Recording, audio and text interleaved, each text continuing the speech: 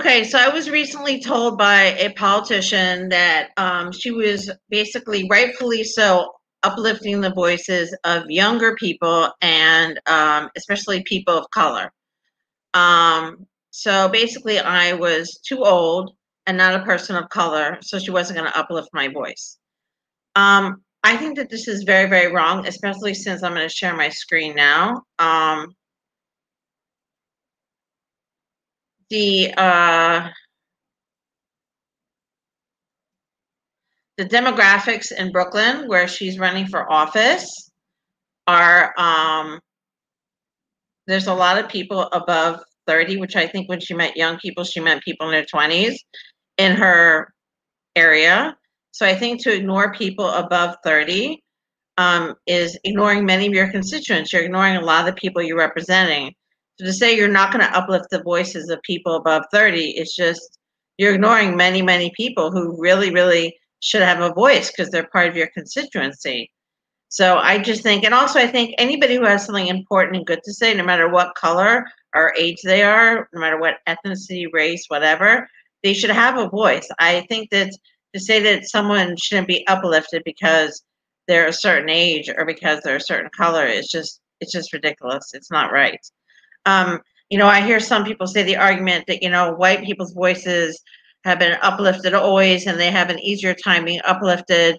So, they should kind of take a step down and let people of color have more of a voice now. But I can tell you myself, everybody has their own personal story. As a white woman myself, I, for a long time, was in a very abusive relationship, and I was never involved in politics. And I don't even believe I voted. I didn't even watch the American news. I was a foreigner. And I had no participation in this. I had no voice. And I just found my voice a couple of years ago when I went to college. And I just started speaking and I just got a voice. And, to be shut down again by a politician or by anybody, to have my voice stifled is just, it's insulting. It's very, very, and that's me. That's my personal story. Not every white person has the privilege of having a loud voice and being able to speak and being heard. You assume that every white person has been able to speak and has been heard in their life. And this is not true, to make this broad statement that all white people have been heard. It's not true. For most of my life, I haven't been heard, So, people like to bring broad brushstrokes, like every white man has been heard, every white woman has been heard, every person of color hasn't been heard. And that's not true, And I think that, to paint your constituents like all white people are so privileged and they have all this great status and all people of color aren't privileged, it's a slippery slope, because I think white people are very privileged in many ways and people of color are also privileged in some ways. And I think that when you talk about amplifying voices, I think you need to amplify whoever has something good and important to say. You should amplify voices of all colors, So, and I think as for the ageism is horrible. I don't know if this politician, when she said this, realized how much ageism older folks deal with as it is, without dealing with that kind of ageism.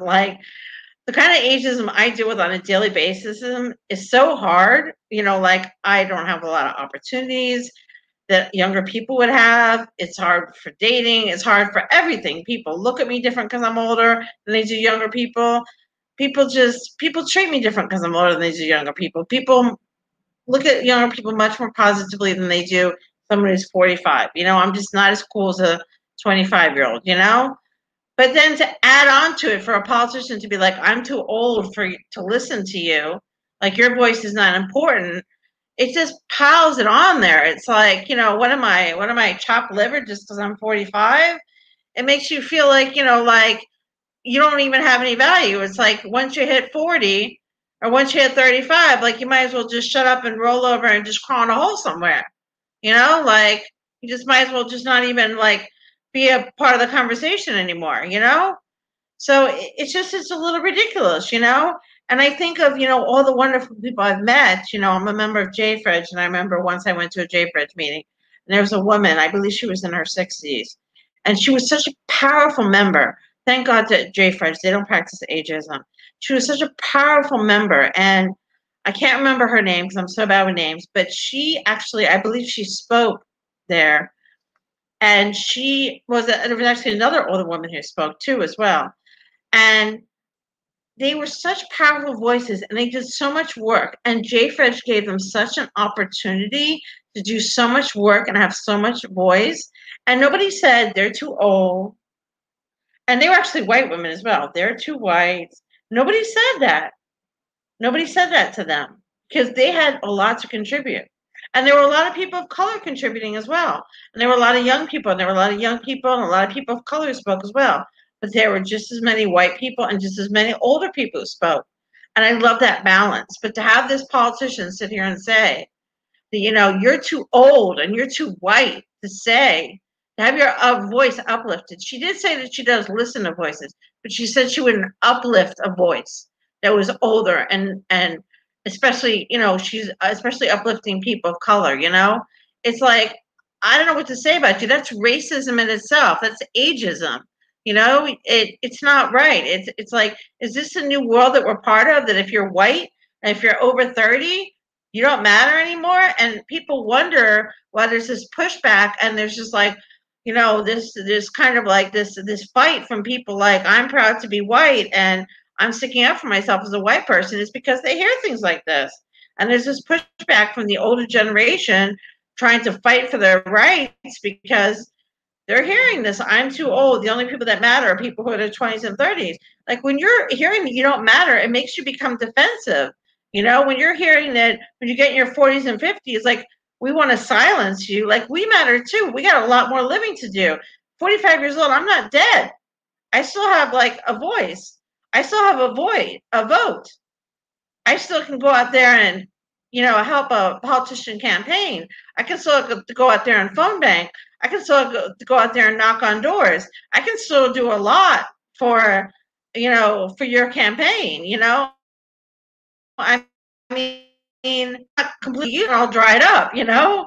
So I just wanted to share my thoughts on that, because I feel like, this like startup nation kind of like mentality, like once somebody hits like, 35 and they're, they're no longer like a young, or maybe 39, they're no longer like young professionals age, like no longer when, people are doing, I guess I call it startup nation because that's like the startup age, 20 to 39, when everybody's doing like the startup age, I feel like, I feel like people feel like once they hit that age, they're washed up, they're no longer good for anything. And I just feel like it's a very, very bad mentality. There's people who start careers in their 40s. There's people who do all kinds of things, So I'm so against this mentality. And this politician really, really hit a really sore spot in me, because I feel like my life actually started around 39, 40. I started a whole new life then.